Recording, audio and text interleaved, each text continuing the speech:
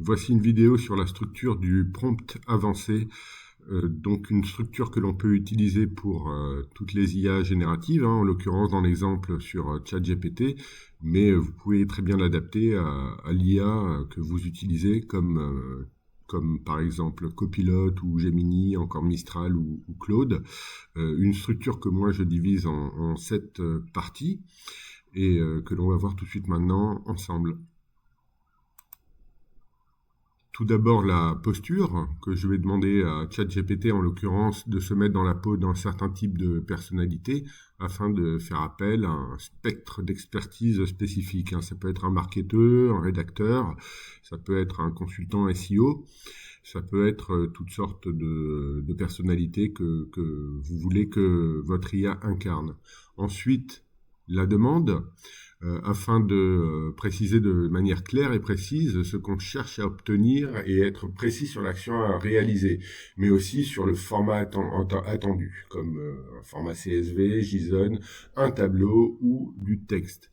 L'objectif, très important, de préciser l'objectif qu'on recherche à accomplir avec l'aide de ChatGPT ou de l'IA générative. Cela aide à améliorer l'output obtenu. Ensuite, le contexte. Il s'agit de donner à son IA générative des informations claires et spécifiques qui peuvent lui permettre de comprendre ce que vous cherchez à obtenir précisément. La contrainte, ça c'est très important, les contraintes, donc ça peut être le ton employé, le nombre de mots, ça peut être ce qu'il faut dire ou ne pas dire, ou faire ou ne pas faire à son IA.